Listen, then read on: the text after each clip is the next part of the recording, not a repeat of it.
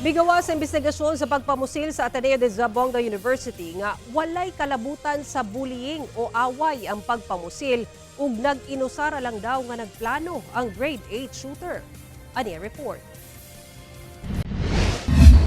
Sa pagbisita ni DILG Secretary John Vic Remulla sa Ateneo de Zamboanga Junior High School, gibutiag niya kung paunsa na puslit sa grade 8 shooter ang mga armas nga gigamit sa pagpamusil ni adtong Martes. Sumala ni Remulla, kahibalo ang 14 anyos nga shooter nga ginatanggal ang lock sa emergency exit kung oras sa eskwela, mao nga didto siya midiretso.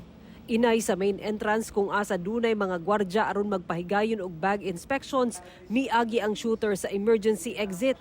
Miagi sab kini sa rampa alang sa mga PWD hangtod miabot sa 4th floor ug didto nagsugod og pagpamusil. Bago ko pumasok ng kahit anong building, check rin yung bag mo. Nakahanap kasi siya ng butas. Pagpapasok sa normal gates ng Ateneo, binubuksan yung gate niya. Pumasok siya sa emergency exit. Sumala ni Remulla, wala daw kalabutan sa bullying ang pagpamusil. Wala daw kini nakaaway nga ka-eskwela o faculty. Ang grade 10 nga namatay sa insidente, di sab daw kaila sa namusil. Sa investigasyon sa PNP, wala say kaubang nagplano ang shooter. There was no conspiracy behind it. There was no active group that planned it with him.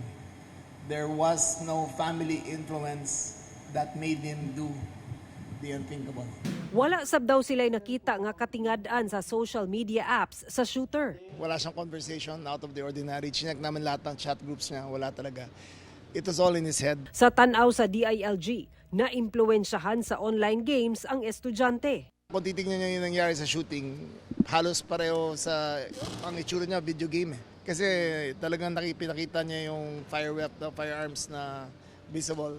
Pinakita niya yung first person perspective. Tungod niini, ginuso ni Remulla ang total ban sa Roblox nga sumala niya dunay link sa dark web. Whether the country should ban these apps, these first person shooter games which desensitizes young men and women to thinking that violence is normal. Ginasulian pang makuhaan og pahayag ang Roblox. Apan una na niining giingon nga doon na sila ginapatuman nga nagkadiyang layers of protection. Lakip ang mga grupong naga-check sa bisan unsa mang peligro.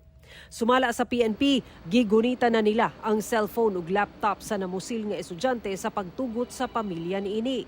Padayon ang ilang digital forensic examination sa gadget sa shooter aron makita ang footprints sa iyang mga aktibidad online. Apan sa pagdungog sa Senado, giingon sa Cybercrime Investigation and Coordinating Center nga ginahulat pa nila ang cyber warrant gikan sa korte aron mas masusi ug makakuha pa og digital evidence sa gadget sa shooter. Ang shooter naabtan pa daw nga buhi sa mga miresponding pulis. They are shouting to drop the gun.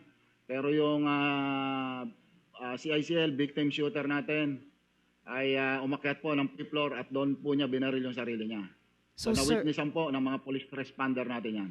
Sara Hilomen Velasco, 1 Mindanao.